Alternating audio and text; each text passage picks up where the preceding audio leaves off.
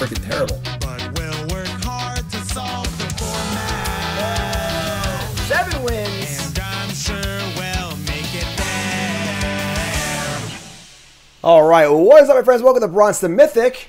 So we got our account from Bronze To Mythic, episode 13, draft 13, already in Diamond. We're in Diamond Tier 4, which is great. You missed anything, check it out on YouTube. Like, comment, subscribe, hit the button, support the content. I was sick for a while, folks. That really is killer for a content creator, so take that extra second, hit the like button, support the thing. And what the hell is this? We get our freaking guest, good friend, Frank Skarren, longtime friend who's been away from Magic, away from me, away from across the country working at Riot, but no longer is here to hang out with us. Frank, who are you? Talk to us, man. Introduce yourself.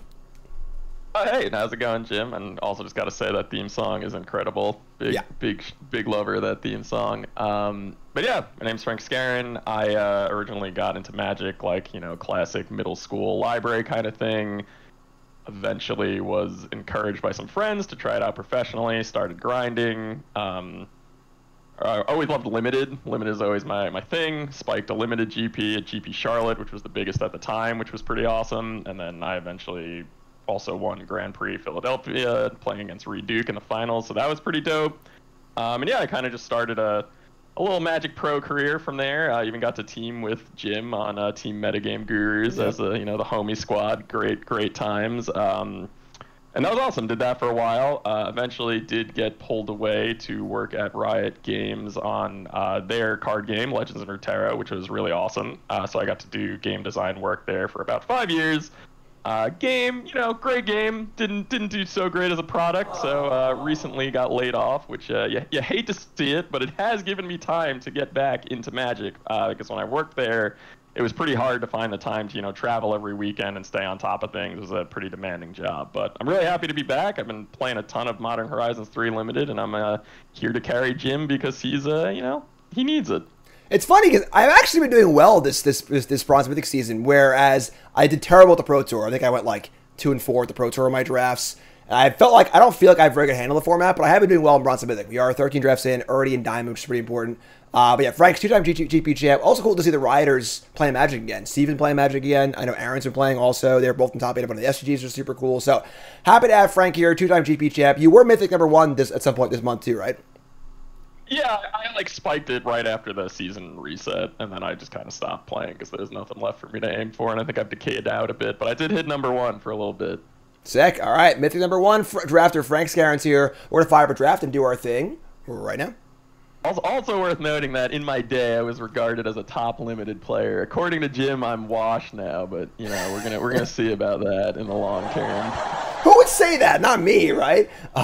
Yes, there was a point in time where Frank was regarded as one of the best Limited players in the entire world. Not by me, obviously, but by the general community. So, all right, open up our pack here, and you also get a medallion. It's great. We got the Vault, the Larval, pretty nice. Also, we got a Rhino. Not too much else though. Pretty thin pack. What are you thinking here, Frank? I mean, I like both Vault and Larva a lot. I also like moving into black when possible. Like, my strategy is to avoid, like, the Temur Eldrazi unless it is wide open, because I feel like everyone just fights over it. So I either try to slide into, like, blue-black card draw or red-white energy when possible. So yeah, those are the two that I'm drawn to. Sweet. I was feeling a Larva also. I know Sam Party in our house is huge on black and basically, like, taught us all how to draft black. So I like Larva here a lot. I think Vault's really good, too, but I think I like Larva better. We're passing a Rhino, Vaults, not too much else. Pretty thin back. I did end up with like 5 stamp medallions after the Pro Tour. A lot of medallions in my drafts. So pass it back here. We see a Meddler, Fanged Flames, Disciple. Kind of a weird, funky rare. Have you played this card before? Yeah, I played with it. It's decent. It's definitely not like a bomb by any means, but if you have the right deck for it and you kind of need like a win condition, it could serve the job. But it's nothing special. All right, so where are you at here? So Visionary slots better in the blue-black card draw deck. Fanged Flames probably a better card overall. Assault's obviously pretty good too. Where are you feeling? I love Visionary. It's funny because I was actually pretty low on it at first because I didn't think card advantage mattered a ton in this format, but I like that card a lot, so that's probably what I would take. But I could definitely see an argument for Fanged Flames or like one of the nice green cards. Yeah, I think that red-black's pretty mopey. I'm not really impressed with that at all. So it's like Visionary. I'm happy to kind of let you drive a little bit. But it's kind of a guest draft. Let you drive a little bit. You'll have the final say for the most part. Okay. Oh, well, this is nice. That's pretty good. So we have Conscription and Wither and Bloom. So black open here. There's also a Wombat here. Pretty sweet card. But Conscription's awesome, right? Conscription is awesome, but it's like one of those cards that I feel like you could maybe table, because like I don't know if like the metagame has like adapted to people knowing that that card is good, but I feel like it's been undervalued. I would personally slam the Wither and Bloom because I think that having cheap interaction is just so ridiculously important in this format, because like so many of the, there's a ton of cheap bombs like Guide of Souls or whatever, or even just like a lot of the 2-drops just have 3 power, and if you're on the draw they will like kill you. Yeah, like the old dog. The Watchdog, the Basking Brood scale, even like the Void Pouncer. It's just like, it's crazy. In this set, if a 2-drop is just hitting you for 3. Thoughts on the Wombat? Like the Wombat, I find green-black like a little hard to move into. I'd rather like take the Wither and Bloom now, and if like the Wombat-y stuff tends to be open later, move there. I agree. That's also my heuristic for like the weaker color pairs, is that like if I see a gold card in a weak color pair and like pick 6 or 7, that's more my spot to come in than like early on. So I agree with that. So, all right, pretty stinky pack. We got the old Dross Claw. I know Sam Party loves the Dross Claw. A dig. And then not too much else. I mean, Unicorn's good. It's a good card. Yeah, Unicorn is good. I mean, I'm not a huge Dross Claw fan. I mean, I think if we wanted to stay as like into black as possible, we could take Dross Claw. I mean, Utter Insignificance, I'll often play 1, but you usually see a million. So I'm down to take the Dross Claw. But yeah, that's a tough pick for. I'll take a Claw with a Unicorn. Okay. Yeah, Sam really likes the sack a artifact or creature draw 2 thing. He just likes 2 pieces of cardboard a lot. So, well, I do like that card quite a bit as well. There's another Dross Claw. Yeah, this is another pretty bad pack. More medallions for us. We do have a land. Not really seeing any strong signals to move into other colors.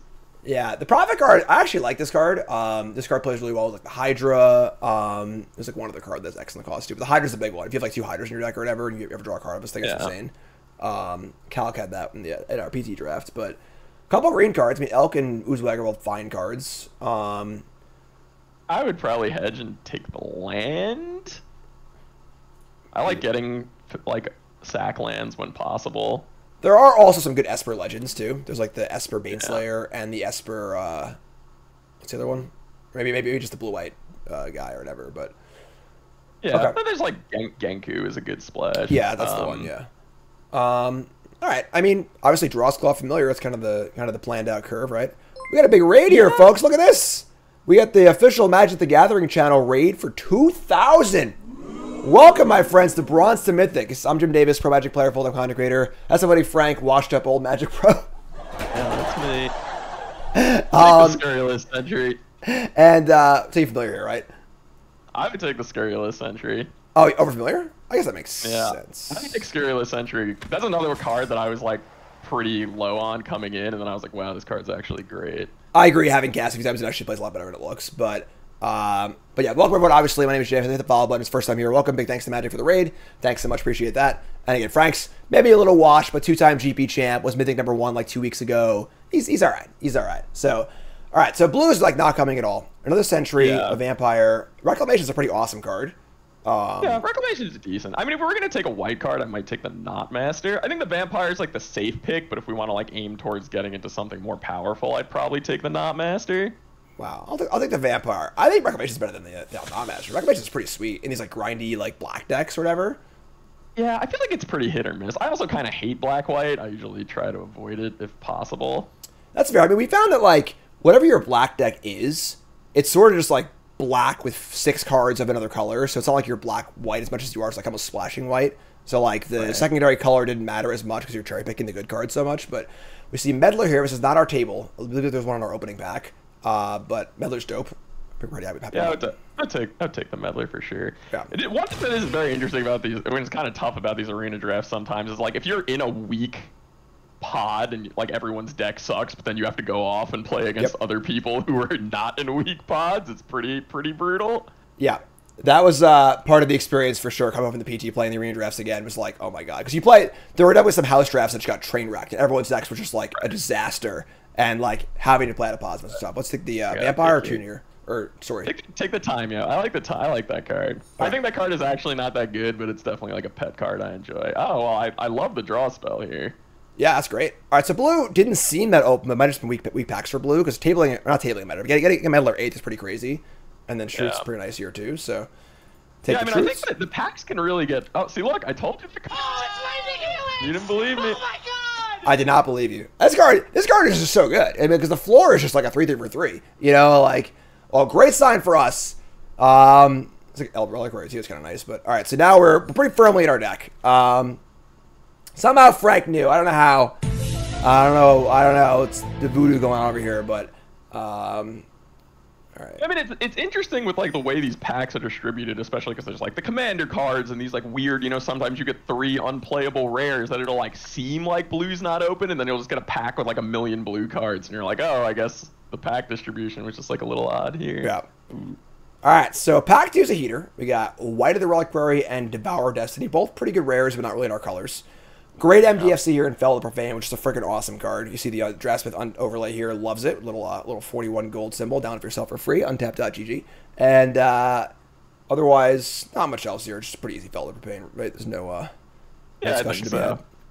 Cool. Do love Devour, but it's probably not worth trying to like bend over backwards to get double colorless. Yeah, I think that would be pretty a stretch. So take Fell the Profane, pretty stoked. Oh my god.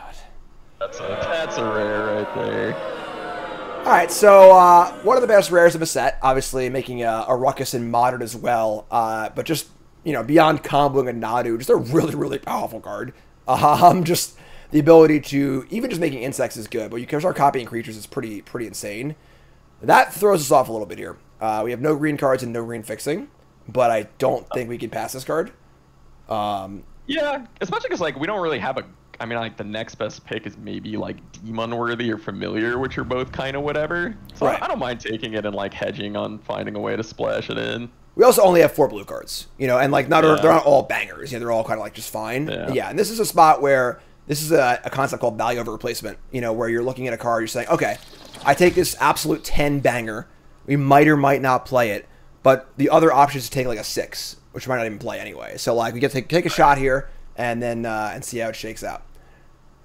All right, and thoughts on the whale?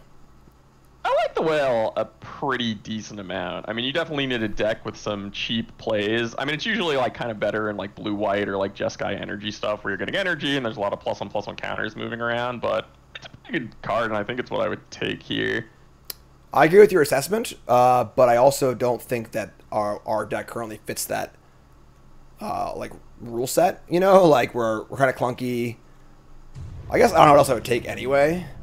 Yeah. Like, I mean, in our deck, I think it's less of a turn like 3 or 4 play and like maybe a slightly like later game play. Yeah. Ooh, my God, it's a lot of black cards. Black is definitely wide open, which is dope. All right, so it's funny because corruption, again, like I was saying, a lot of our house drafts decks, black decks are often, you know, almost mono black 5 white cards or 5 red cards or whatever. So this card was obviously very popular. We actually had 2 mono black decks in our house drafts too. Which is pretty crazy, and this card's obviously be insane in that field. But given that we have the a green card and some blue cards, I think we're taking the murder here, right?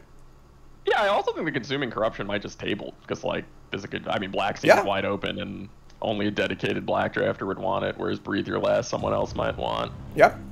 So take. Do you ever have anyone go mono red or with Mog Mob? I have not seen that happen. No, I would like to have that happen. I've actually won a couple drafts with that. It's funny, Smog Mob like isn't even actually that good for being triple red, but you've been mono red and then one also. Yeah, that's sick. All right, so we got a Wombat and an Ooze here and an Insight. So we need to decide if we're going to be taking down this this green path here. I feel like Wombat's a pretty good spot to get in. Yeah, man, Messenger is great too, though. This is a tough pick. I would take the Messenger, but that might be wrong. I definitely sometimes just hunker down too much on the thing I want to do. See, I'm crazy, man. I'm crazy. So much for me driving, huh? I mean, you were still talking the time around. That wasn't on me, all right? Come on. Was it part I said I'd take the Messenger to then come through?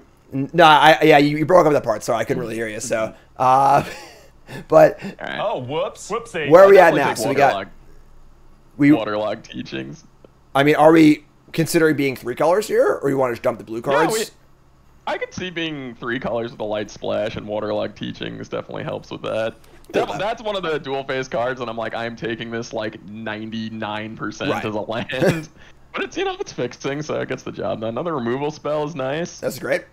So, also the cool thing here is every black card we take kind of like delays our need to make a choice of it's blue or green or whatever else we're doing. So, yeah, love that. Oh my god. Yeah.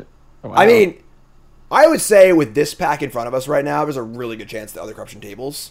So, yeah, in my mind, I think that my vision for us to the draft, I would like to be almost all black, couple green cards with Antuku, Wombat, and maybe like, you know, a few other pickups. Yeah. So, like, yeah. Sounds great to me. I mean, I love Kami of Jealous Thirst, but yeah, Kami's cool, but like, I think that like, again, the Antuku is just so much better than all of our blue cards. So yeah, this is a green-black land. Yeah, and landfall is also relevant for Antuku, but yeah, I would take the land for sure. What are your thoughts on the card Gravedigg, just in general? I don't like it. I think it's pretty unplayable. Like, I don't know. I agree. Just a 4 mana for a 2/2 is like pretty terrible. Yeah, and you can't even loop it or whatever. And it's just like Gravedigger ain't what it used to be. All right, take the land here, I think, right? Yeah. All right, when's that corruption pack? I think it's the next pack, I think, right? I think so. I probably just grab another fixing land. Yeah, so late amulet. It's kind of crazy, but wow. So the corruption was taken over the insight and the gargantuan. That's pretty wild. I don't mind getting the insight here, though. Yeah, this card is great. I'm stoked about it. You know, this card's awesome for it. I just like the card your black decks want. So crazy. We haven't seen a single sneaky snacker.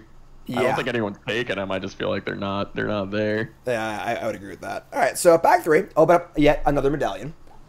Like, I'm not lying. I actually have 5 Pro Tour stamp medallions in the Pro Tour. Like, I think draft 1, I got 1 last pick every pack. Like, so Apprentice here is obviously insane. Love the Apprentice. Yeah. Cartographer's great too, but like, again, we don't even know over blue. I don't think. I think just taking black cards over and over again is a great plan. So. I still feel like with no other energy cards, Cartographer's only like fine. Like, you kind of like have to have it on turn 2 for it to be great. Yeah, I agree. It's actually, I was literally thinking like last night randomly if medallions, like, if there's ever a deck where like you should have taken the medallion and played it, because like I feel like everyone just like, you know, shortcuts to like, oh, this is completely unplayable, I'm gonna dismiss it, and it probably is. Oh, this is nice. Wow, some great cards here. Yeah, Luis play. I think the black medallion is the only playable one. If your black red artifacts heavy black or like a heavy black deck. I know Luis played one and was pretty happy with it, one of his black red decks. So, all right, Apprentice. This pack is absolutely juiced. Another Larva, Apprentice, Witherbloom, and Insight. I'm leaning Apprentice. Where are you leaning? What's our curve looking like? I'm leaning Larva. Really? Because I don't know if we're gonna play. I mean, I love Larva. I think Larva's great. I mean, Apprentice is great too. Just so cheap. Oh, your call. Pick. Yeah, take the Apprentice. Take the Apprentice. Right, that was you. That was your pick. So just to be clear, that was your call. That's fine. I'll own that pick. Cue the Mog Monday theme.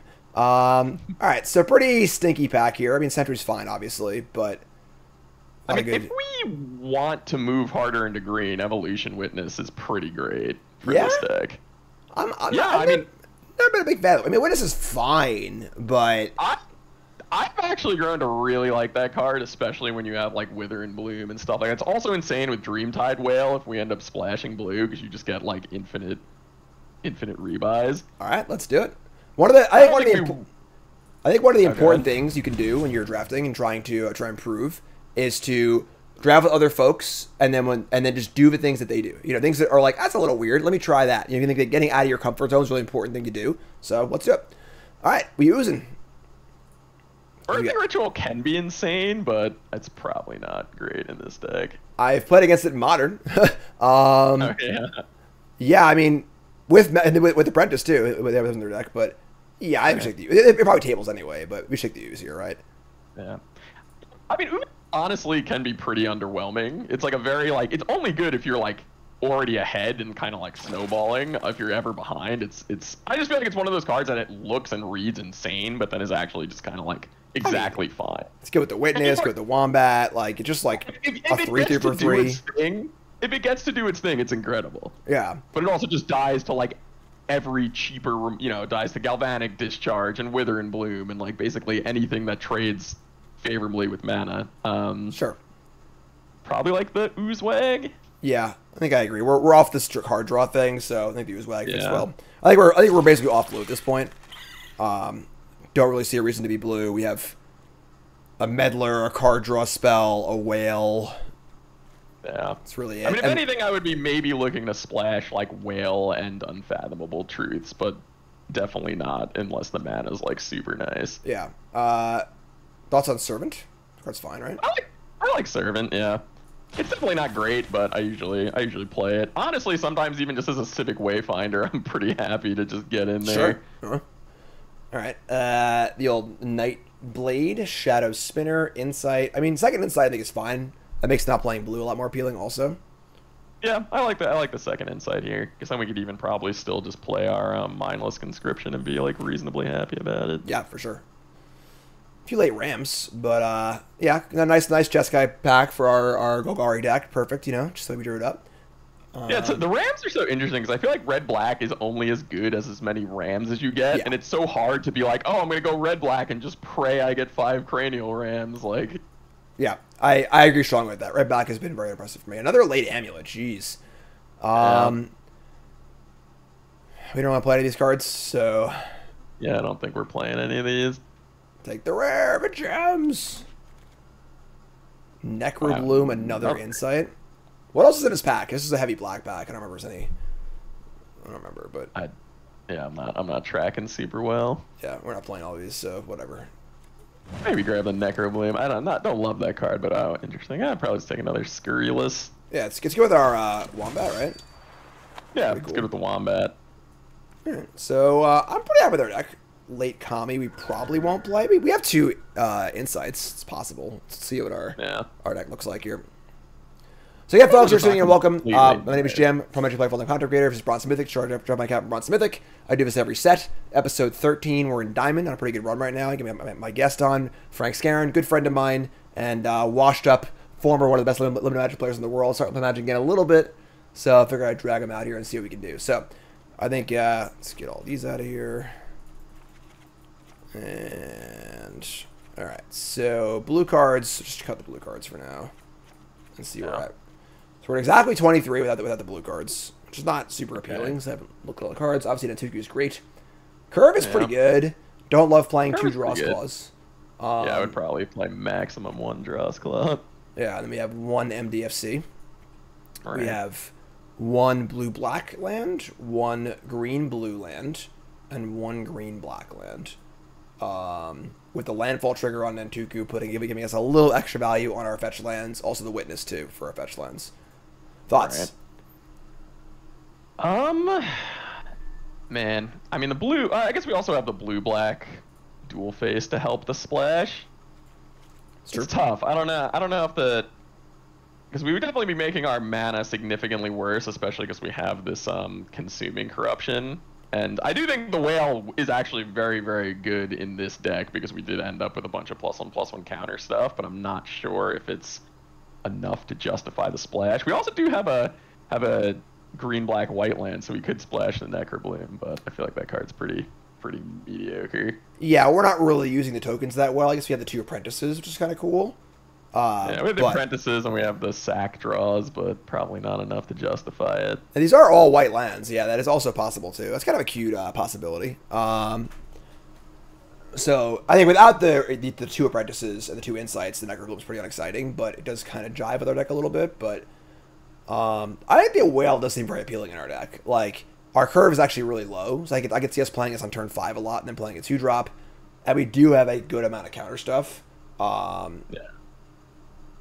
I mean, it kind of looks like we're trying, like, the choice seems like, do we want to play a slightly, like, weak couple of last cards for our green-black deck, but have, you know, super nice mana, or do we want to go more ambitious? I would probably splash the blue, I think. I would probably try splashing Whale and Unfathomable Truths off, like, 1 island and the fetches. Is the Truths necessary? We do have 2 Insights already. I really like Truths, especially in a deck like this with a ton of removal. And also like the Mindless Conscription, and I think we are playing the Kami of Jealous Thirst. Yeah, I think so. So I usually look like if we're going to splash the one card, we might as well splash the second one, especially because it's 5 mana. But I guess it would really come down to like what, if we're not playing the Truths, what else would we be playing? Well, this is 25. I mean, I don't know what you do in best of 1. I default 16 lands in best of 1 because the hand smoother. So we have 2 MDFCs. Like 16 plus the 2-siders, or 16 in general. Like if I'm playing any average limited format, 16 lands is the baseline for me. I think Teachings is a land. Like one of the ways to look at these MDFCs, the common question we get is that like, you know, how do I view them? Are they lands or are they spells? You need to ask yourself, what do you want to do with this? We almost never want to cast this. This is a blue-black tap land. Sure. You almost always want to cast this one, though. This one's much more of a spell than a land. This is much more of a land than a spell. So I'll just like put this here and be like, all right, we have our first land in our deck. So right now we're at 16 lands with the Waterlog Teachings. Do you know if the smoother looks at those as lands? That I do not. I do not know. That's something I've always been like really curious about, because that would definitely potentially get weird if you had a ton of them. Yeah, in theory it'd be exploitable because like you're getting more, you're seeing more lands in your deck because it's going to smooth you into more lands that are actually lands or whatever. So, but yeah, so as far as our fetch lands, you playing all? Oh, we actually have 2 landscapes. Two Nice. Esper ones. So 2 blue black. It's actually interesting. I've kind of gone the other way, and I've almost played like 18 lands.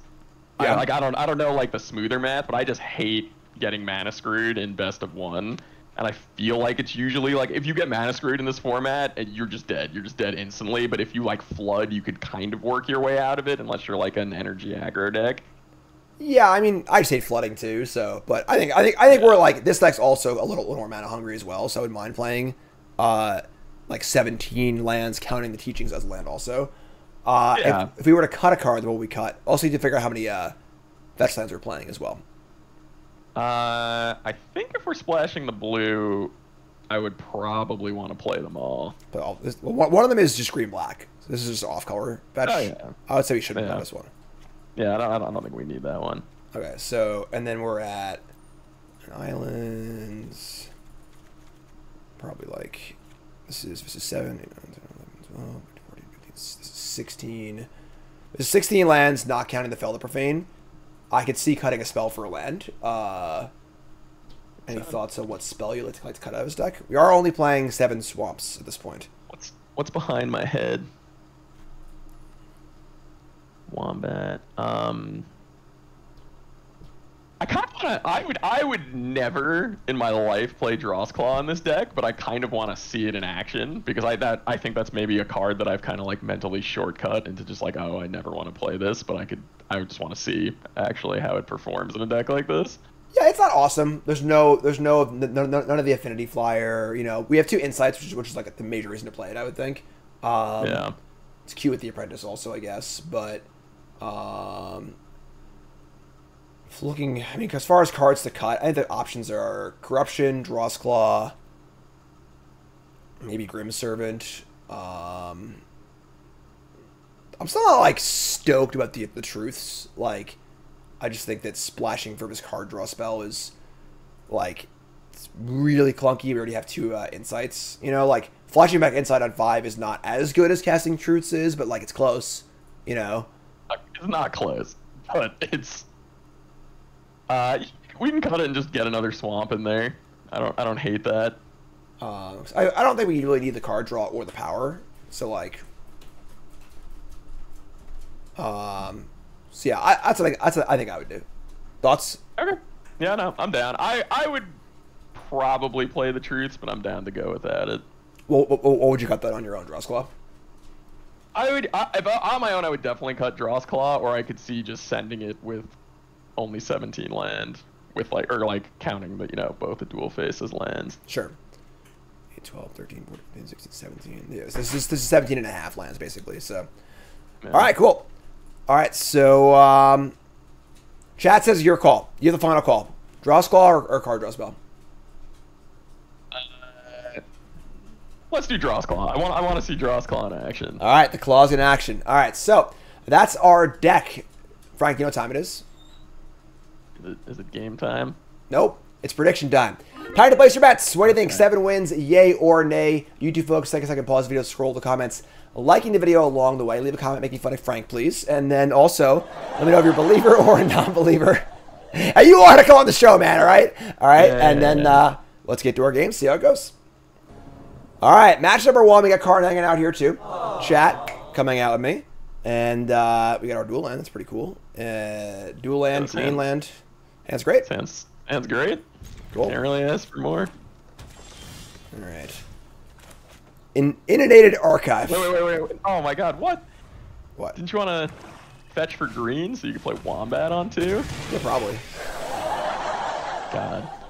Streaming's distracting, all right? You used to stream a little bit, right? It's already tilting watching you misplay when I'm just watching the stream, but now I'm here and I can't even stop the train from crashing, but... I played the Jackass sound effect. I don't know if you can hear it or not. All right, so, yeah, I mean, like, there's an argument for holding this for later or whatever, but yeah, I think you're right. Either way. You could have gone Wombat into Apprentice. You could maybe even put the counters on it. It would have been a 3-4. It would have been a great time. Listen, okay, that was then.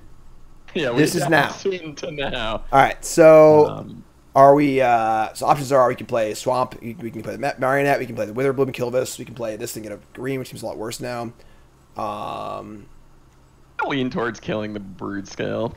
I'm kind of there too. This card we should play later anyway. So off of we have no other tap lands, right? We have some fetch lands, but that's all right.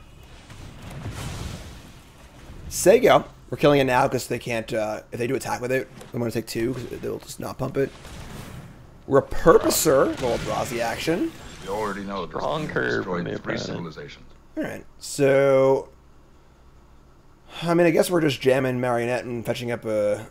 I guess yeah, fetching up a looks green. good to me. All right, so Old Apprentice, gonna make a token. You upgraded your armor. And Servo and Sigio.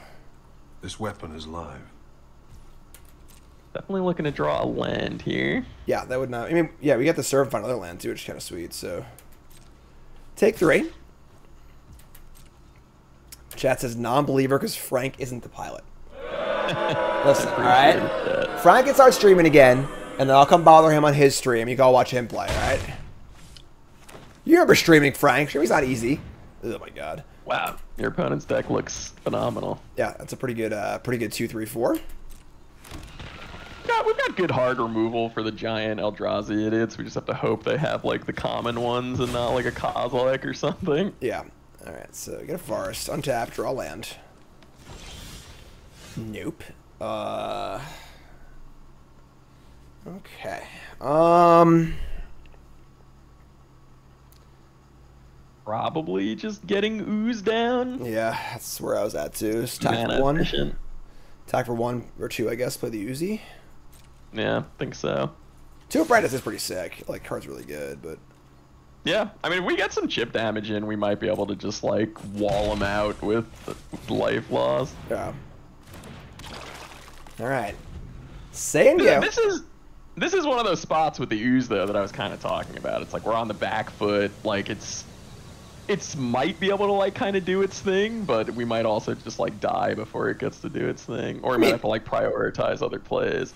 Are we that sad about trading the Uge for the Repurposer? Like, it's not great. Yeah, I mean, I'm pretty sad about that. I mean, it's not great. Oh, my God. All right, well, now we have our breathe your last target. Just gonna take a solid little 9-ball here. Yeah. And they have 2 cards left. They have 5 mana. They're just saying go. We drew lands, nice. So, just gonna jam landscape go to kill on their turn. I guess we could be scared of the green black MDFC land trick. I would probably just try to kill it now because that's really the only thing that blows us out. And if they do have that, we got to make sure to hold at least 1 creature back. I like it. I agree. Good safety spot. Good spot where you're doing kind of the non-intuitive play. Obviously, you think about, oh, instant kill it on their turn. Important to think about why you wouldn't want to do that. If they have like sack draw too, it's like, guess that makes that convenient for them, but I'm not that sad about that. I mean, they have infinite mana up at all times, basically seems like, so they could have the disenchant plus protection spell. All right, sure. They didn't. Brutal. They didn't kick it. To Oh color. wow, they didn't. Oh, they didn't have green. They didn't have any extra green. It's right here. Oh right, they have the path. Yeah, I don't know why they didn't kick it. That seems like it would be great for us not to have our servo chump blocker. Yeah, I mean that's just plus 9 life next turn. That's cool. All right, so playing a landscape, and now you decide about how risky you want to be as far as our attacks go. The ooze is definitely getting in. Do you want to send the apprentice in too and get risky and die to a removal spell? They only have 1 card left. I would think probably just send the ooze. Yeah, I think I agree. I'm also a coward, so. Just like the way their hand is played out, like they haven't had a great chance to use removal. So there's like, I could see their last card being a removal spell. And we have so many cards on them that I don't want to just randomly die when I think we could grind them out, even if we have to chump a bunch. I agree. They had 5 mana available last turn to cast any, proactive thing, and they didn't. So. Yeah. And then we our landscape will get a black. And then we have Wombat Apprentice. Wombat Apprentice is not a bad turn either, so. Yeah. Alright, yeah, this is fine. Just as long as I don't find like a Hydra or some way to trample. Chad agrees. Yeah, it's funny. Hydra is like one of the cards that I just think I've died to the most. I feel like there's so many spots where I'm like, oh, I've like finally stabilized against the Eldrazi deck, and then there's like 12 Hydra, and I'm just like, well, I guess I'm actually just dead. That card's good too. I'm a flying spaghetti monster. Alright, if we draw a land, we can whale and play a 2-drop. Okay. Doesn't really do a ton for us though. It blocks. Yeah, the whale blocks the color. Now our chip shot damage isn't really a thing either, but yeah. I really like that just for like mana efficiency. We could in theory go like serve and get a land wombat the next turn also, but yeah. Yeah, I think I'm pretty happy with whale apprentice make a token here. Yeah, I like that. Ooh, gone whaling. I don't have a cool whale sound effect, unfortunately. Captain, there be whales here. Could also maybe, if we have the time, use the servant to even pull one of our removal spells, which would be nice. That would be nice, yeah. And we have 3 swamps. If we draw a swamp, we can get the corrupt. It doesn't really kill anything though, so. No, it's well, we also have another like breather last, right? And a Felder Profane. It's equal to your devotion to black, I think. Mana value. Oh, okay. I never actually cast a card before, so. Search the library for a card, mana value less than or equal to your devotion to black, reveal it, put it in your hand, then lose 3. So you always lose. For some reason I thought you lost life because of the mana value of the card. Is there a card like that? Oh my god. Come on. We were smart for not attacking with both our creatures last turn. Yeah, we are very smart and good looking, that's fair. Alright, so we got a lot of chip shots to take here. Well, honestly, like, they have nothing left, like, obviously any lander spell is good, but... Alright. Tough, because I feel like we have to double chump, because otherwise we can't play this Grim Servant anymore, which would be pretty brutal. That's true. Because you have to lose a life, even if you don't find anything. We can just get the Nantuku with the servant. I guess we draw a land and we can't landfall it, though, which kind of sucks. Because we have to play land first. I definitely want to double jump, because we could even still just find a removal spell. Jump with the ooze, right? Yeah, I think so. Yeah, because I think draining them out is definitely a potential win con here. Yeah, this is a spot where we're like trying to envision how we're going to win this game. And I think maintaining with the apprentices is very important. We could, in theory, like quad or triple block the color and try and kill it, but I think losing these apprentices is like pretty damn bad for us. So we would just basically be in the abyss under the repurposer, and I don't think we'd be able to come out from under that. Right, and if we're under the abyss, shocking them every time we block is not a terrible place to be. So bang bang, that's 4. Bang bang bang. Yeah, in the Marty Sack deck I played in Historic, like Apprentice was like a really big part of it. That card is awesome. Okay, so here's a land, so we can double spell. Okay, so probably want to play the Wombat first to just increase the devotion to black. Yeah, we can't get Wormcoil. We're a devotion short of that. That sucks. Unless there's no 2 mana card we want, right? That would be better. Nantuku, Insight, Drawsclaw, Vampire, Corruption. Vampire's okay. Blocks and gains some life back, but not particularly appealing. Especially when Wombat. I mean, we're probably just double chumping again, but it's still pretty good. It's interesting because if we get a removal spell, I wonder if it's better to even just get like more block fodder. Yeah, I kind of agree with that. I mean, that's why it sucks can't get a Larva, you know, but...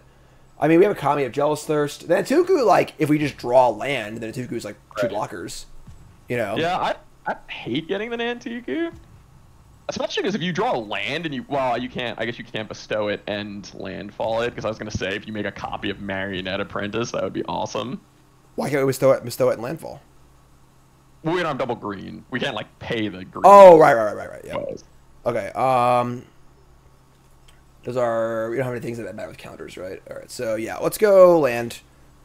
We're just going to go land Wombat Servant. I don't know what we're getting yet, but we'll just cast it for the end anyway, so... And that, and this. What's up, chatters? How's it going, folks? Welcome. Welcome to the show. Happy to have you. So, we are going to be going to 5 life. We have... yeah, we need... Man. Maybe grab the Kami just because it's a Death Toucher. Yeah. Oh, there's also the Evolution Witness. But we don't have double green, so I guess we can't do that one. Yeah, it's slow, too. Lifelinker. I would probably grab the Kami, I think. Alright, clock's ticking, so... Alright. Yeah, no double green is definitely a concern. Say go. We're taking 3, going to 2. Yeah. Alright. Really need the opponent to brick here. Yeah, we need them to brick and to draw another creature. That is probably not a brick, unfortunately. Yeah, it's a Colossal Dread Mask. Fortunately, they can't play it and equip. Yeah, if we draw... No. Oh, they didn't attack? Inconceivable. What? Did they just, like... there's no way that wasn't a misclick. Alright, and we draw Wormcoil, which is the card we really wanted to tutor for also. Yeah. So... I mean, maybe they were, like, afraid if they attack, we're somehow going to drain them out, and they just think that they... Because they are going to be able to put the mask on their Repurposer next turn, which might just kill us. Yeah, that's not just going to kill us, but whatever. What else can we do? Just play this as I go, right? Yeah, just go player guy. Yeah, so they have a 20/20 next turn. I guess a 19/19 because this will die, but... So they have a 19/19. We've got 3, 4, 5. We have 8 toughness and 3 life, plus 5. I mean, the thing is that if we put everything on this, if other things attack also and the apprentices die too, that's 2, 4, 6, 7, 8. That's only 8. It sucks. One sure, yeah. Hi, Karn. What's up, man? You want to leave? I hate, like, you know, our opponent's just mousing all over our cards. I feel like that's usually a bad sign. I always imagine that they have Cheetos, like Cheeto fingers when they're doing that, and they're just like, just getting it everywhere, you know? All right, yeah. you can leave. Hold on, I got my Karn out. All right, Karn, you're free. There you go. Set up his camera and everything. He just wants to freaking leave. He's disgusted with our game here. Our opponents just drew 5 lands and all gasoline. Oh, they just punted, right? Couldn't they have just sacked the spawns and equipped the thing last turn? So they can tap for mana and then sack also? Oh, yeah, I think they... Well, their thing would have shrunk a bunch, but it probably still would have been big enough to kill us. Yeah, I mean, it would have been at least, you know, 16, 17, I think. So... I can definitely say with high confidence that passing the turn was not the correct play. I think I agree. Rumble again. Just Crab Abomination and Thief of Existence. I think this one's over, folks. Crab. Yeah, this is tough. Somebody stop the damn man! You love to kind of like, you know, you queue in with your like decent green-black deck and then just play against a comically better green-black deck. I feel like that's usually how it goes. Yeah, the good decks in this format are really, really good. Alright, so they're going to fire up the older Purposer and they're going to attack. I mean, this is 20 minus 8 minus 9, 10, 11, 12 minus 12. I mean, I think we just got to block and see what happens. Sure. Yeah, I agree. Sure. I mean, even if we live, they go to 1 anyway. I don't think we can finish them off, so... Oh, we could draw the sack draw too and kill them. Yeah. But we are... That looks like we're dead. Pretty dead. Sadly. Pretty dead. Alright, that's a bummer. But that's a tough one. Yeah. The good thing is... The opponent's curve was just phenomenal. Yeah, that was pretty sick. But the best thing is that when you live or we lose in a spot, we don't lose rank. It's like we didn't even lose. It's awesome. Alright, so... Remember, folks, we are brought to you by not brought to you, but this is a partnership actually with Evoke the Art. No longer coming soon. Kickstarter's up. Kickstarter's live. Check them out. Really, really awesome token set. Just fantastic, high quality, awesome tokens. Satin finish. Normally a 50 token set for all your tokens for your cube games, commander games, everything else. But they made a special set for me with a cool Goblin Shaman token in there, which is awesome. So that's really, really cool. They also have a cool art, really, really cool. Also they have playmats. They have cool Monarch tokens, all sorts of cool stuff. Check them out. Evoke the Art. Link is in chat, and very cost effective also. And then also, this is just a project made by some cool dude named Zach who just wanted to make some cool shit. It's not like a big company or like that. Just Zach wanted to make cool tokens. He knew a cool artist, not AI. It's all actual art, and wanted to make a great product. And here it is. Everything from the box to the finish is really, really cool. Check them out. Evoke the Art. Links in chat. Check them out. I think that's really what did us in. All right, it's interesting. I wonder if we could have won if you sequenced the lands correctly. Why they gotta come back to that? All right, it would have been a very different game. It's fair. All right. Well, this game will sequence our lands correctly, I guess. Hand's not great, but a lot of 2-drops. It's pretty good. I mean, I don't know. It's not perfect, but you can't really ask for too much better than this. I mean, I think you can, but cheap cards. Greedy. That's a we land. We have lands, really nice cards. We can cast our stuff. Do you have interest in playing this as a land and trying to keep the fetch land for our Nantuku? Is that too greedy? I mean, I think we're probably gonna have to play that as a land one way or the other. So I'm down to just do it now. It doesn't like mess with our curve. So cool. I'm in. Fellmire has been called. All right, so we have Red Green Go, a little more tame than our last opponent, and pretty happy to jam the vampire here, I think, right? Yeah, I think we want to be a little cautious with the wombat. I agree. We can call it an emergency meeting, right? Don't like that. Keep our better features online. It didn't do anything, so that's a good card. That's a good card. Tectis Phoenix. And 2/2 flying haste, and they can bestow from the graveyard for collect evidence 6. There's like a bajillion words in this card. Like, if you don't know what bestow means or collect evidence means, you're screwed. But draw swamp, which is nice. Probably just crack and get the wombat down. Like, looking to next turn copy something with Nantuko. Try and copy the wombat, probably. Yeah, and then like even if they kill the wombat, printing Dream Drinker vampires is like pretty decent too, especially if they're just trying to like aggro us down. Yeah, man. All right, coming in. Popping wombat is pretty nice. I have not really gotten to play much with Springheart and Nantuko, so this is exciting. It is really good. Chrysalis. I mean Chrysalis is really good, but so far, no other things going on Eldrazi-wise here or whatever. And, like, our hand's pretty good, too. Yeah. So, all right. Yeah. So, pretty happy just doing what we wanted to do, right? Copy the Wombat and make another Wombat. And we have a fetch line for next turn, which is gas, too. So, yeah.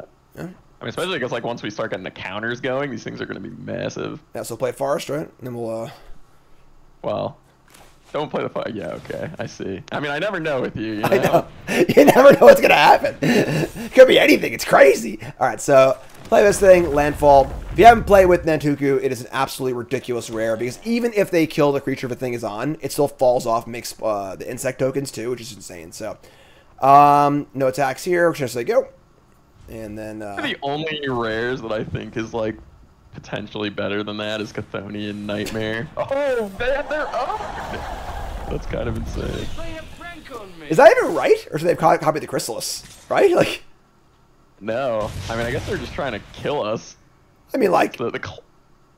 What makes Chrysalis so good is being in multiples, you know? Oh my god, man. Wow, and they have the Bridgeworks battles? Wow, it's tough out here in Diamond.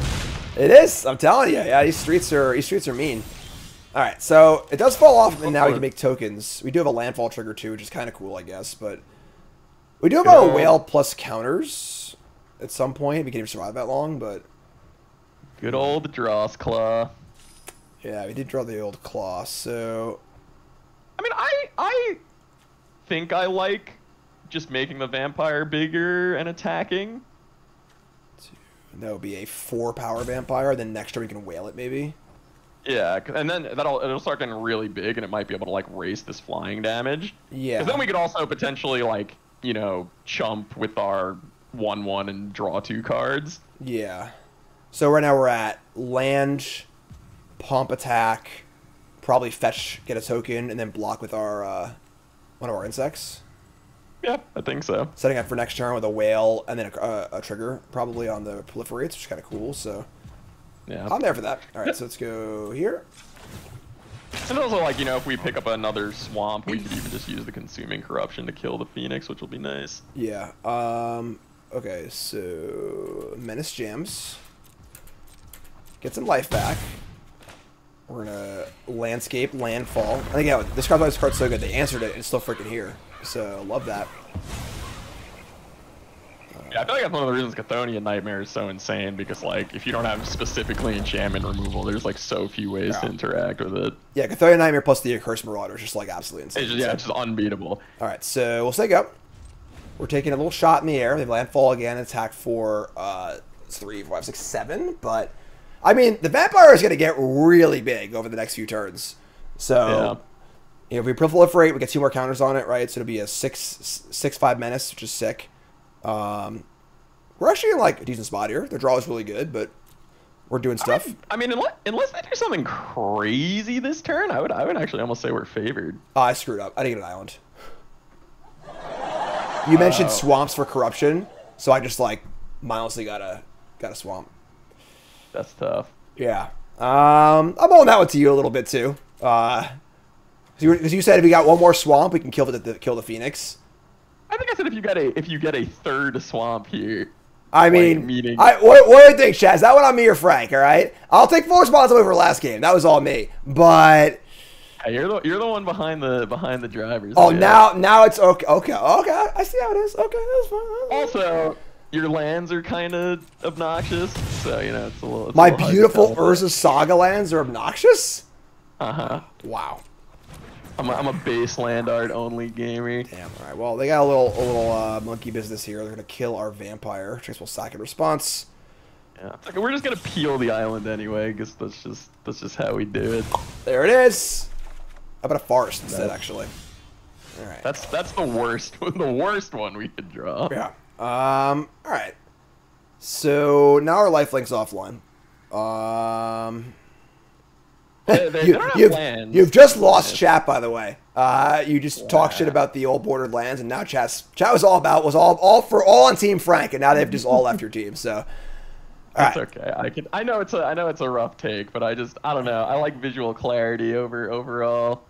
With all the alternate arts that are now, I'm like losing my mind trying to get back into Magic. But okay, I think I would play the Scurrilous Sentry, because if we draw a swamp, we can kill the Phoenix.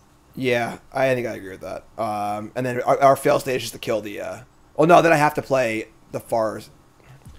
So if we brick and I want to play the Corruption, I can't. Let's play the land first. I guess I should do this. The clock's going, so... Alright, sure. What's a Sentry? You can always draw Squall.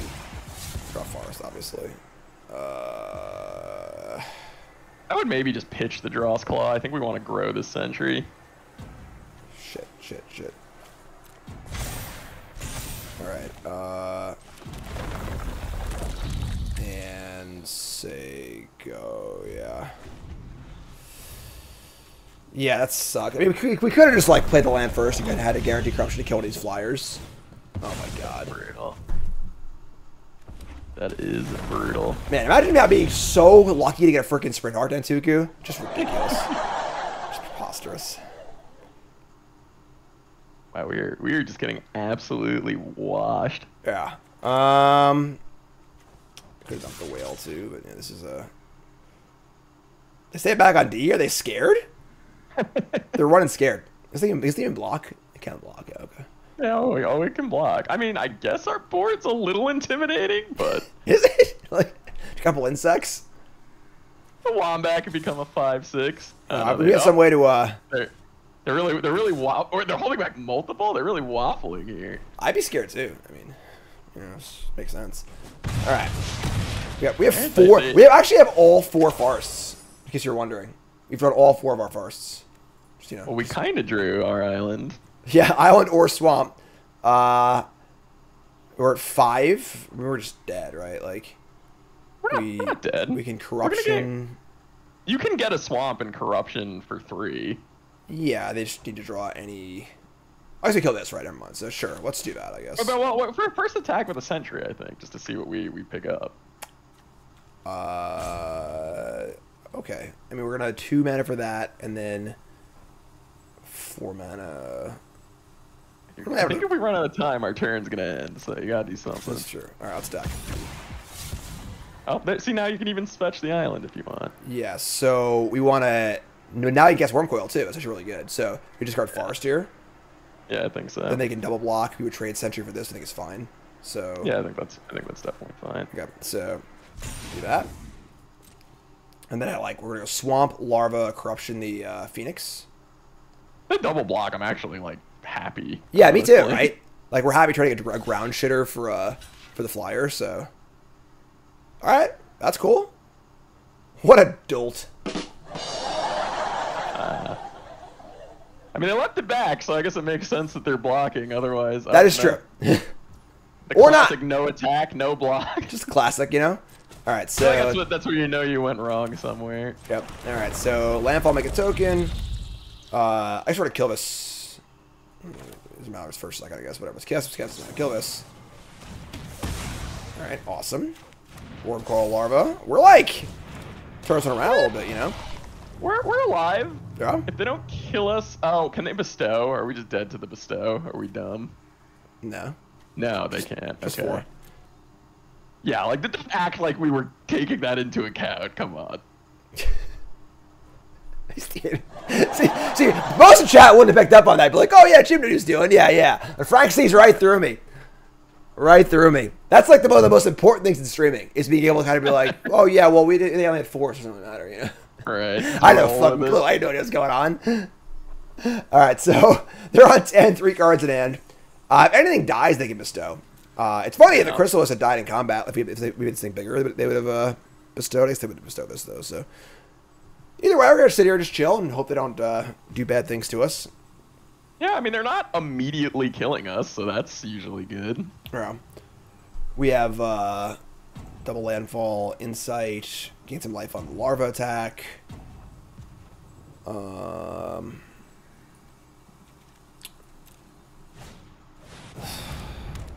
These big tramplers, you know. Yeah, they're tough. Holding back a Phoenix again, which now we're not even just dead. All right. I mean, larva's coming in. Sentry, we get 2 counters, so they can also it's also like a safe attack, I guess. I guess they're not dead to an alpha, right? They're 10. They have 4 blockers. I don't think so, right? Like, well, because the Sentry could be 6 power and hard to block. No, because they could if they double blocked it, they'd only take 5. Yeah. Yeah, I guess we start with an attack with the larva and the Sentry. I mean, we got a hit, but yeah. Here we go. An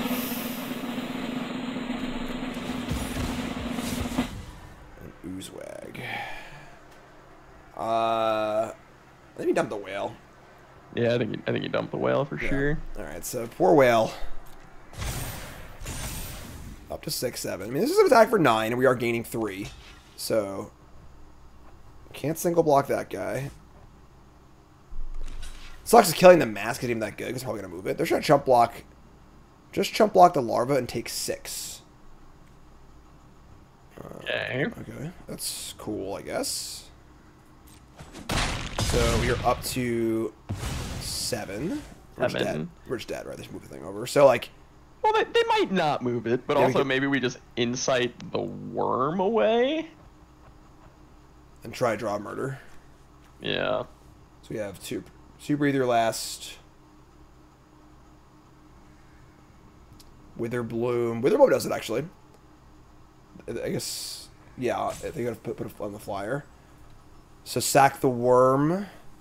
So I think we might need the worm to block if they don't move the mask over. Okay. Like the tokens to block. Yeah. All right, so let's just do this. We have double black. Yeah, okay. So let's sack this. Murder, murder, murder, murder, murder. No. Oh, are we alive if we play that and drain? No, right? This. Well, we have to play it, right? We don't know the plays, so. So all yeah, but then they're just gonna kill us for sure. We got a 9, 2, 4, 6. Sure. All right, that's fine. I think we have to not play it because then if we play it, they're just gonna kill us. You'd think that, but well, now they have the Phoenix also, so like, it seems pretty hard for them not to kill us here. Yeah. Yeah, I think we're just done. All right. Yeah, that's pretty shitty. Always really good enchantment rares, huh? Chad says if we attacked all, we would have lethal. I kind of doubt that's true, but I think if we attacked all and then like drew into the Kami, we might have had lethal. Oh, well, sure, we didn't know that obviously, but Yeah. All right, that's two tough ones. I'm not gonna lie, Yeah. but we'll try and get back on track here. Yeah, but also because I think we were on the draw for that one, right? All right, Frank. So you've always played a lot of tournaments in your life. Your back's against the wall, and you know you Right. can't lose again. What's your one piece of advice for that? My one piece of advice for that. You're talking about like you're like in like a top 8 winning in or something like that. Yeah, you're just it's X. Yeah, I'm at the Pro Tour. I'm 1-4. I gotta go make 3 wins to make day 2. Back's against the wall. What do you do? I think the biggest thing is to kind of just like make sure you don't like get in your own head. I almost just try to, and obviously this is hard, but I try to just treat it as really just any other game of Magic and be like, I'm just gonna go in, I'm gonna play tight, I'm not gonna like make any rash mulligan decisions because I'm like, oh, I gotta like keep this super sketchy hand because I gotta like spike to get there. So yeah, just be as level-headed as possible. Like we're getting an island here, right? Yeah, I think so. Okay. Some slight incentive to want to save it for the Nantuku, but like it's still too risky. So you get the old counters here with a little proliferate action, which is kind of cool too. Copying whales is kind of gas, right? You can keep like proliferating them all and stuff. Yeah. So rocking a fetch, not taking one, finding our one beautiful old bordered Urza Saga island illustrated by Donato Giancola. You're saying it wrong. Maybe. It's funny that like Leviosa. the common fetches are like better than the rare fetches in this format. Yeah, I know. That always happens. Like in the last set was OTJ was the desert set, so there were the fast lands and there were the common desert lands that ping for 1, and those were like infinitely better than the fast lands, like because they're crimes, they're desert for synergies and stuff too. Happens all the time. All right, let's take a mountain, little blue red. And we're just gonna fire up our conscription here. Off of. You want to ooze? I was kind of want to. Yeah, I think I want to ooze. Why ooze over conscription? Because like we could potentially adapt next turn and attack for 5. Like I think this is like getting ooze down and getting it rolling is like when it is good. I mean, we're definitely applying this conscription over adapting next turn. Right? We could draw a 2-drop, I guess, but all right, sure. Let's ooze. Ooze it up. They're basically both just 3/3s, but I feel like the ooze has some upside. Getting spiked. I need some energy. Getting spiked. All right. Turn 5 whale into bestow is actually kind of dope. Alright. I mean, this is definitely the part of Modern Horizons 3 Limited that can be pretty frustrating when it's just like, what like gauntlet of rares am I going to lose to today? All right, so we'll conscript. I mean, Yeah. fortunately, no second green for our Nantuku, which is a little annoying. I guess it's a less slight downside of our mana base, but Yeah. it's old I mean, next O2 turn- Nadu. Next turn, whale plus Nantuko is going to be pretty nice. We'll bestow it onto the whale. Yeah, I think so. I mean, we might run into out of vanishing counters at some point, which is a little scary, but we'll see. It's true that we actually have more spells, so. It's nice though that the opponent it triggers off the opponent playing 2 spells as well. That is true, and they just played a Path of Annihilation, so it's definitely a possibility. All right. How about a Ooh, Forest? those are green. All right, so I guess we can't actually copy this, so it'd just be a 0/0. No, That's kind of it's funny. 0/0. So All right, I think it's so whale time. yeah, I guess we're gonna attack whale and and put a Mantuku on it. Yeah. So our opponent, our opponent's O2. I mean, they're probably O2. The pairing was somewhere in the range. Honestly, though, like my first deck at the PT was a Nadu deck. but like Nada's a really awkward card. Obviously you just play it in your like team or Eldrazi decks or whatever as a card, but like it can be really awkward if you open it and like Eldrazi isn't really open, but you kind of want to play it. Like I splashed it in like a bit of like a bandy deck. It can be weird, so Yeah. it could be a product of card being good, deck being bad. Yeah. Alright, so we're just gonna whale. I still want swamps in play, so let's play whale. I should attack first, whatever. Oh, no, shit, 'cause no, you're- I want to it'd be a proliferate. 4/4. Right. Alright. Still in the old whale. Proliferate the counters up. And hopefully we'll draw some spells. That'd be sweet. You know, it'd be a great draw right now. What? Unfathomable truths. Insight would also be good. Yeah. Yeah, it'd be great. Would it? What would we sack? Just make a token and sack it. Or just sack the army, whatever.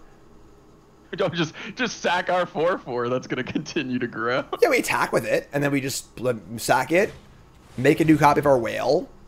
It'd be great. It'd be awesome. Well, odds of opponent playing 2 spells is decent. Yeah, I think my it seems my prediction here of you know, good card, bad deck is sort of true. I guess Shifter here, Idol the False Gods, Ugin's Labyrinth. Labyrinth's pretty good, I guess, but Proliferate again, just kind of guess. I feel like Idol is decent if you have the right deck for it. It's not great, but it's a lot better than whatever the shapeshifter thing is, in my opinion. This thing, yeah, that's fair. Yeah, that thing is embarrassing. It's funny because like in your average limited format, this card would be fine, obviously, but Yeah. eventually cards are just so ridiculously good. So, all right, so no attacks at all. We vanish, draw freaking land. That's actually not good because we only have one green. I guess we probably still rock the land though, because we can get an insect token for possibly drawing a thing. I feel like I think we make a whale, right? Well, I'm saying we fetch land to make a whale and then make an insect also. Also, you want to wait. You don't want to. We play forest Maybe this just turn. wait And, and like double whale next turn. that's true. I mean, we are lacking in double spells, but yeah, I think I agree. I think it's forest first. So play forest, copy the whale, and we're just saying go, I guess, right? Our attacks aren't great. Yeah. They have a 7/8. I think we have to pray our opponent does us the solid of playing 2 spells in a turn, and not just figure out that we're on all lands. All right, I like the little bubble sound it makes. It's kind of cool. No, yeah, the whale has a good sound. Definitely a It cool reminds me card. of very like something you'd hear in like Mario 64 or Yeah. Do do do do do boom boom ba boom boom boom boom boom boom ba. Anyone? something. Alright. Oh, that was vibing. Yeah. Do do do do do do do do do do. All right. That's a spell, I guess. The dream is dead. Yeah. All right. I'm not gonna lie, I would not have predicted 0-3 for this deck. I will say that. For our deck, yeah. I mean, we're up there yet. All right. We just had a pep talk about not giving up. All right. Come on. Yeah, no, it's true. All right. That was actually a sick draw. Yeah, that was a good one. So we can now Yeah, this- land Teachings for Corruption the Nadu, pump our team, right? Or get the card draw Is that spell. better, or is getting the card draw Yeah, better? it's a card draw spell. You're right. All right, It's so definitely the card draw. we probably because you're also just sacking an insect. yeah, And, you know, landscape, make a token, sack it, make a token, search, card draw spell, card draw, pump, and then we attack with our 9/9, right? Yeah, sounds good That to me. sounds dope. Okay. Bingo. Okay. This So Nadu the is very, very rare- shy. What? The rare Waterlogg's teaching actually being great to cast. Yeah, I've never cast card for my entire life, so I played as a land 100 times, but never cast it once. All right, so cast that with a black up. Yeah, like literally, I think it's a better card I'd like to draw. Like, you know, I guess like just drawing insight naturally, but all right, so get insight, fire up the insight, sack this thing, and now we got flashback for next turn too. We're double spelling like freaking crazy. It's a shame they killed our whales. We would have been going off. Oh, Okay, those are pretty good that's too. actually insane because that's gonna rebuy the whale and then keep rebuying cards. But the whale is exiled, unfortunately. Oh, the whale's like, all right, Yeah. I got utter insignificance. That's a Insignificant. bummer. All right, 9/9's in. Because they can make their 7. They can make their thing an 8/9 max. 4, 5, 6, 7. They can't make a token. That's I say sack. They can sack a token, make a token, sack a token. But that's fine, I think. So. Right, you know, what permanents do we have in our graveyard? We got a ooze and 2 lands. That's better than nothing. Huh? We could get super frisky and sacrifice our Nantuku, and then get it back. It's a little frisky, but oh, he foul striking, folks. Disciple of Frehley's. Oh, that's scary. All right, sure. I don't know. We might have a chance here. Yeah, I think we're live. we got some fight in us. I'm not gonna lie, that sucked. Having yeah, that was tough. Before that happened, I thought we were probably a favorite, honestly. But that's pretty big game. Like Disciple plus Path of Annihilation is so wild. You think Nadu will attack this turn? Oh, they're really sitting on that Nadu. They'd have been so shy previously. I feel like we would have been like dead by now if this Nadu had been attacking. Yeah, they missed at least 6 points for sure. We draw a Worm Coil Larva. How much mana do we have? We have 3, 6. We have 8. Yeah. So maybe like play Witness, activate Witness, and then play Vampire. Bring back what? The ooze? Let's bring back the ooze. That way it starts getting counters from the proliferate. Do you want to save? Oh yeah, we can proliferate the Witness. That's kind of sick. So Witness, activate it. Shit. Are we attacking here at all? We're not drawing any cards. Attack for 9. Yeah. Well, proliferate first. Also, they might be able to. I don't think attacking is good. They're just gonna block sack anyway and make a token. Sure, that's fair. Okay, so let's go Witness, activate, and then play Vampire, proliferate. Yeah. Or play ooze. I'm sorry, ooze, proliferate. Sure. Either or. Maybe the Vampire just so you have like a lifelinker down, but that also might just not matter. I mean, if you start proliferating the counters on, that's pretty good too. But yeah. Get back a land here too, which is kind of nice. All right, so get back the. I put a land, right? Yeah, I think so. You did, yes. All right. Yeah, I think lifelinker's better. Lifelinker. Witness back a land. I mean, we're doing cool stuff this game. Yeah. It's definitely kind of working, but like, they do have a Nadu in play. It is crazy that on top of like all the ridiculous text that Nadu has, it's also just a 3-mana 3/4 flyer. Right. That's like if it was like like a 1/2 or whatever, it would definitely be a little more reasonable. But all right, so they're getting their idol. But they also have the idol like, they have 3 Scions. They're not that close to turning it on, but yeah. I mean, Path of Annihilation is just such a nuts card. It just gives you so much mana. It's kind of wild. Yeah. All right.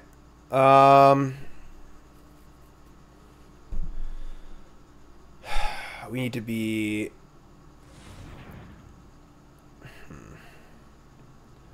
Insight ooze. Here's a old Tusky boy. I mean, I don't really know why they're not just drawing a ton of cards. Spaghetti monster. Yeah. Vanish. Can't draw murder. Okay.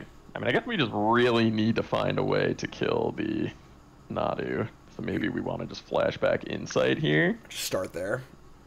Yeah. Well, maybe we actually sack the Nantuko. Because we could get it back right now with the Evolution Witness. And put so like play land, make a token, play Insight. 5, so we'll have 4 mana left over. And ideally we draw murder. I mean, we have murder, Withered Loom doesn't do it. Fell the Propane. Profane also. The Corruption will not do it. We have Fell the Profane too, that's right. So we have 3 hits and 20 cards, not bad. We're not dead yet either. Yeah, I would like to get some counters on this and like start proliferating, but I guess trying to draw the murder's better here. So we're gonna Insight away the Nantuku. I'm in. Alright, so first spell. Come on. Help me out here. Come on, chat. Oh, there it is. Oh, there it is. Alright. Oh my god! So we're going to Fell with the Feign the Nadu and take a nice little card disadvantage hit, obviously. But, Yeah. kill Nadu. Well, the very first time I like started getting into this format and I played against Nadu, my opponent like played it and they like pantsed it up and it was like huge and it was tapped out. And I drew my removal spell and I was like, oh, thank God, I'm gonna like kill this Nadu. And I'm like, murder your Nadu. They flipped an untapped green source into play and then gave it +1/+1 and indestructible. And I was just like, oh, the land also comes into play untapped. Like, why not? I was churned. Almost was like, maybe I don't need to get back into Magic, but I held on. That was almost it. Almost over before it starts. All right. We do have a lot of good shit going on here. Like, well, yeah, we could go back to making a ton of whales too, which is maybe dope. They are getting closer to their idol being a thing, but like our insects also. We also have a 14/14 in play. That's true. That's true. I mean, they also have a draw 7 on tap as well. So how many cards do they have in their deck? We got 15. Oh, proliferate. Let's go. Yes, please. I love this card. No, I mean the whale's sick. Like I wasn't saying like I am very cautious about splashing in best of one, but I really think the whale is like actually that good. All right, so we're at 7. I just want to get this freaking first counter as vampire, you know? Like, yeah, we can do it. We can do it next turn. All right, so this turn we're probably going to bestow onto the whale. We could, in theory, bestow and make 2 whales. Or bestow, add a counter, make 2 whales, cast a spell. I'm about to do all that, yeah. right? I like that. We don't have a... So let's bestow onto the whale. We have a forest, though, right? Or like a land that this tranquil landscape can get. Or I guess you have the other landscape, too. We have one forest and multiple swamps, yeah, for sure. So Okay, and then we're going to land... Make 2 whales. The Kami, too, yeah. So land. Make a whale. You son of a bitch. That's pretty disgusting. What was that? Where's that been this whole time? Wait. Snack and response. Yeah, we'll get another whale. I mean, we're going to lose our Nantuku effect, though. Yeah, but at least we keep our whale going. All right, let's get a swamp. This is actually kind of loose of them. I guess they weren't thinking about us having a fetch land. Didn't respect the whale. All right, so the instant evades resolves. We still copy it though. Actually, this doesn't actually matter. It still copies it because they can't exile it. We just copy it again. Make it a whale. They could exile it by sacking their spawns. I don't know why they didn't. They sack through 3 scions, but yeah. So, okay, and now, I don't have enough mana to. We fuck up.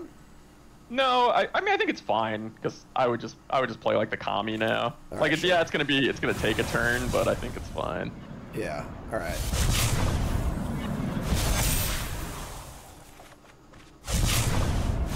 Kind of crazy that we're just out of things to buy back, but yeah.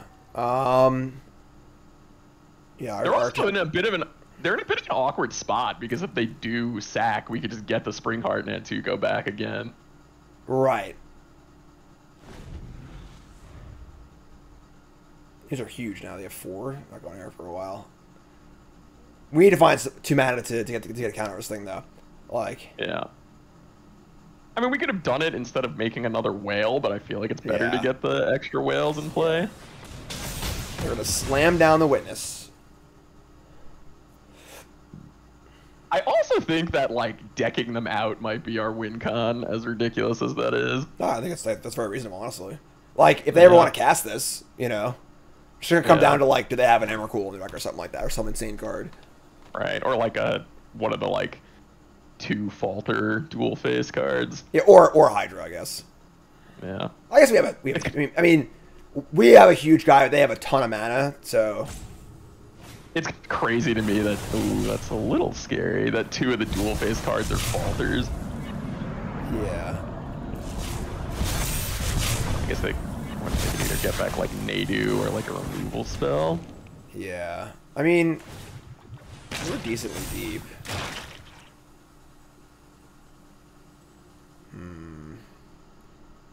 Nadu's back. Man, there's so much meta. Alright. Add a counter, play a larva, play an ooze.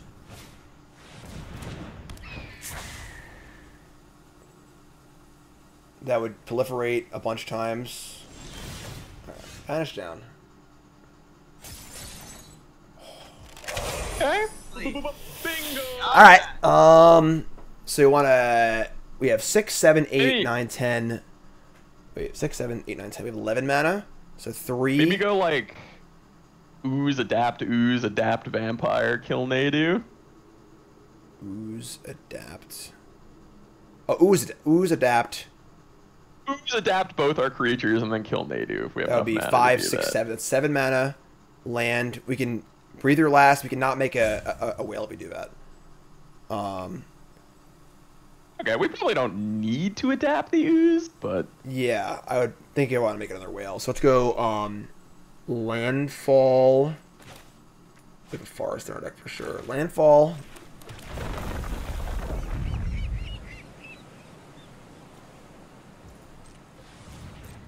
I don't know why our opponent isn't exiling this whale. We need to play 2 spells. Adapt this.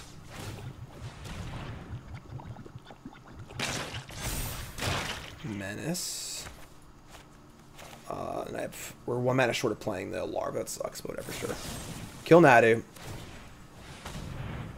Wait, do we want to make another whale off the fetch? Or do we? Or then we don't have enough mana. We gotta get a second spell, yeah. So we're not ready for that. So, all right, we get some life too. Little bonus there. Now we cast our ooze. Oh. Submit.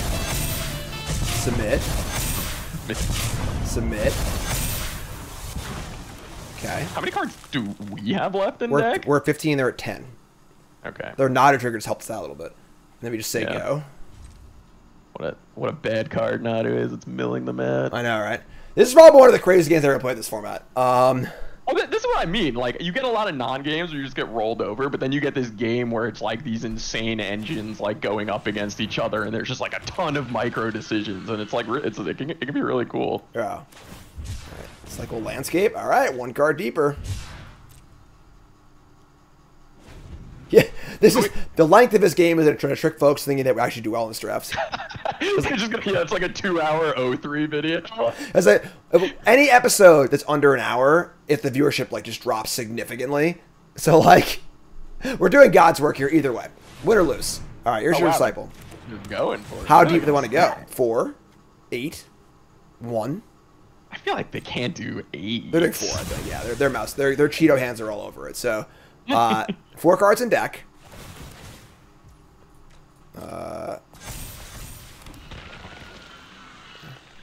I played a game of this nature on my phone the other day. It is impossible. Like, once the board gets this big, it's just like, well, I might as well just concede. Yeah, it's the scrolling back and forth thing is tough. Yeah. I mean, next turn, if we get to untap, I'm feeling reasonably good. Yeah, I mean, we could also just start nugging them down with this Kami.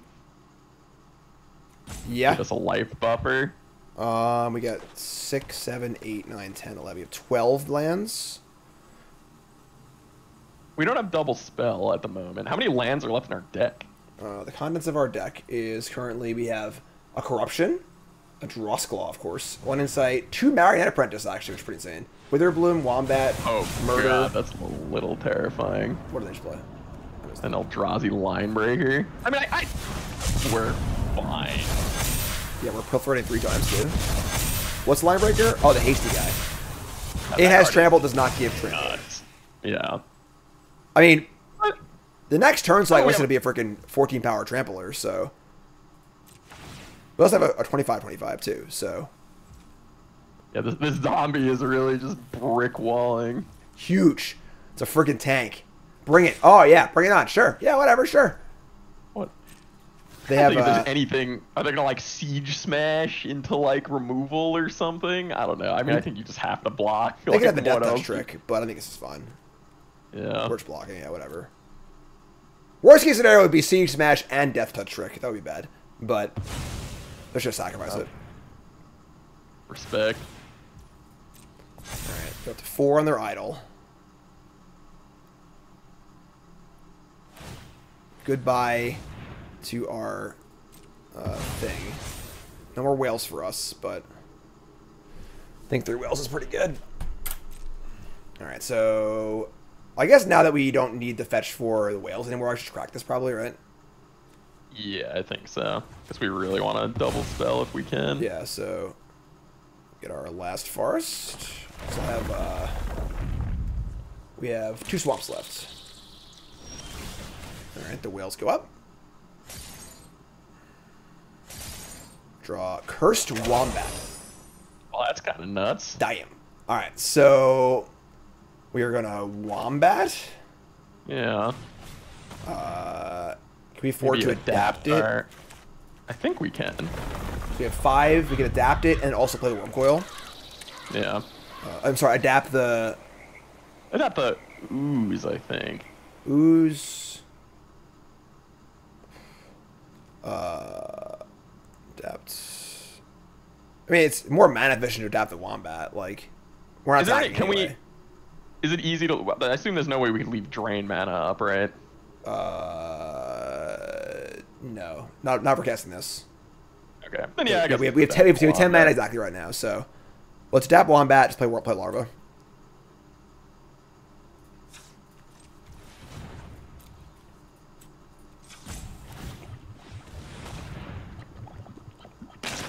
Okay. All right, Worm Coil Larva. Man, it's a shame that the Wombat only triggers once per turn per creature. Oh, it is on once per turn. Yeah, once per turn per creature. Oh, I haven't played these green black cards a lot. Which is interesting because Winding Constrictor is like uncapped, but I think it's. I was talking to Ben Whites about it. He like came to hang out for a bit, and he was saying it's because the way that Wombat is templated different than Winding Constrictor. It would have like infinites. Oh, just keep going. Sure. Okay. Yeah. We can never attack into these things for lifelink. Yeah, I think they'd have to. Yeah, I think we're just on the deck them out plan. Yeah, it just sucks if they have like deck a freaking... them out or kill them with Kami. Yeah, I mean, we do have 2 Marionette Apprentices in our deck too, so like. Yeah.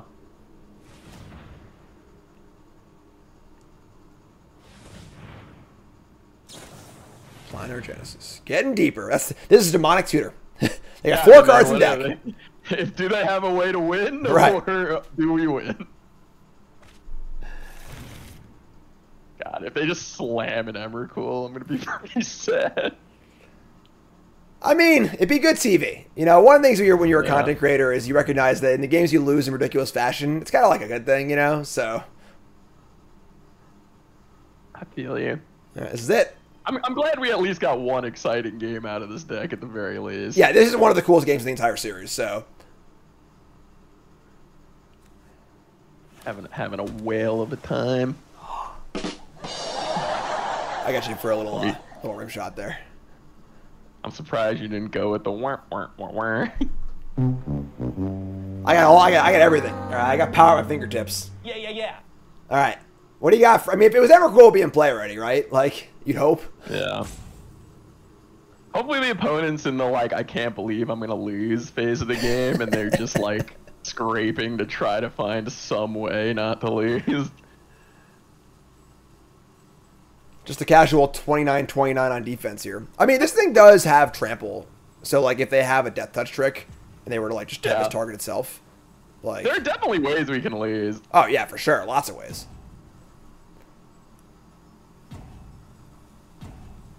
I had a really funny scenario last night. When I was like, I wanted to win one last box, so I was playing at, like, 2 in the morning. So I was, like, tired, like, not playing great. I'm in, like, the final match. And I just like draw a play in Nyxborn Hydra, like alpha my opponent who's tapped out because I think they're just dead. Oh, speaking of, they tapped it. I've actually seen people do this a lot because I think Arena's like, oh, you have this much mana, you could do it for this much, and then it's like, oops, like you just tapped down your entire board and now you're dead. I mean, it wouldn't even be good, right? We just have a freaking 29-29. There we go. Easy dub. I will not go quietly into the night I will not give up without a fight. 1 and 2. I doubt it. I know they're mousing around. They're seeing if they have enough toughness to block. And then, like, I think they just, like, missed it also. And I just had to and they, like, salt, like, AFK'd. And I had to sit there and watch them go through 4 full time bars, just praying they didn't come back and realize they could blow me out and make me look like a complete idiot. All right, we're getting Island again, right? Yeah, I think so. Getting the old whale going. Just our average Sultai-tron plus corruption draw. Oh my god. Right. Sometimes when you make an atrocious play with enough confidence, it'll also trick the opponent. Yeah, the best bluff is when your rows you're making. Yeah. I'm down to grab a swamp if that's what you're thinking. Yeah. I think I agree. All right, sorry, whale. The whale, the whales are our late game plan. Right. It's fine.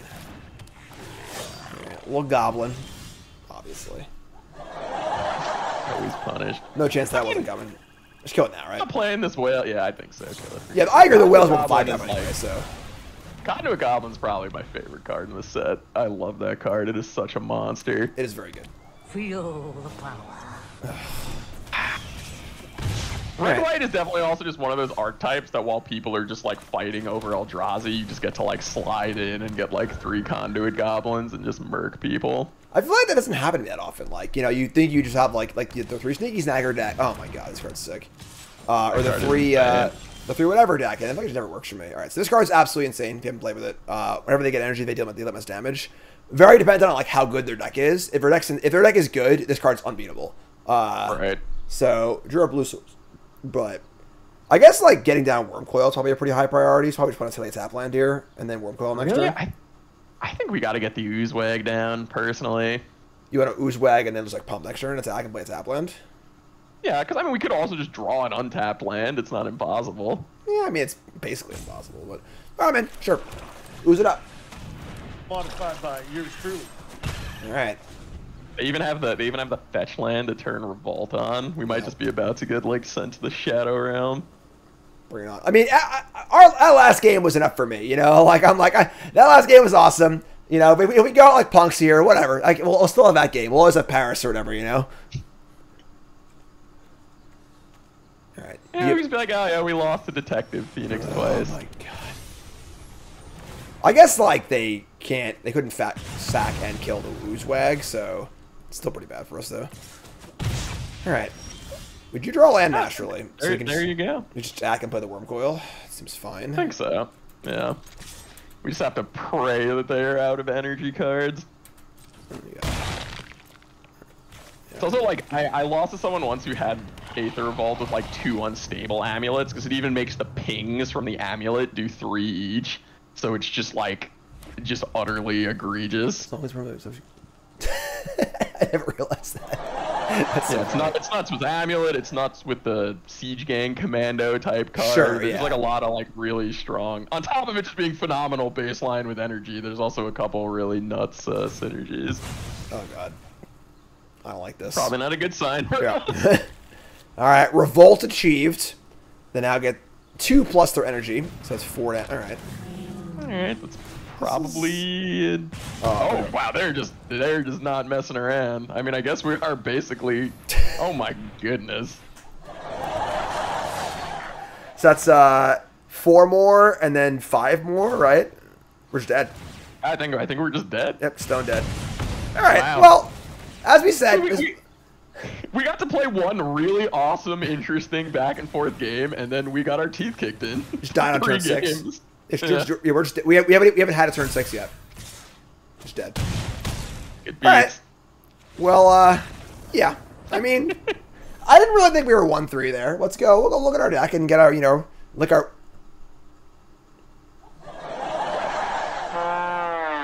Oh, did we have fun? I don't understand this. It's so humorous to me because it pops up so often, and it'll just be like, "Oh, you just drew 10 lands and 3 spells. Did you have fun?" And I'm like, just gotta get that data, Gotta collect that data. All right, so you went 1-3. I blame Frank. But yeah, I mean, overall, I wouldn't say this is a 1-3 deck. I think that we lost some pretty good decks. We got a little misplay here or there too. What are your thoughts on the deck overall, Frank? I mean, I think that the deck was decent. I am surprised we went 1-3. I would expect more of like maybe like a 4 or a 5-3 on average from this deck. But I will say this deck did not turn me into a Drossclaw believer. I don't think the Unfathomable Truths would have done anything like spectacular for us either, but I just didn't really see a point where Drossclaw ever would have been good for us. But it was really cool and it was really powerful, and I'm glad we got to get our like completely deranged engine online one game. So that was pretty sweet. Yeah, I think the Drossclaw is the convergence between Eviscerator's Insight and the Familiar. You know, like being good on both sides of the ball when you have both those cards is kind of like what makes the card more gluey. I agree, it doesn't seem very great in our deck, but I mean, 2 Insights is kind of okay in the apprentices, but we definitely didn't apprentice that much. We had like the 1 double apprentice game and didn't really draw them otherwise. Yeah. We also never really used Ooze, and we did have it a couple times. Yeah, I think it's just hard. It's just hard to find the time to use Ooze. I agree, but I think this is the kind of card you can't ask too much of. It's just like a 3/3 for 3. You know, that your opponent kills it or you block with it, and if that happens, sure.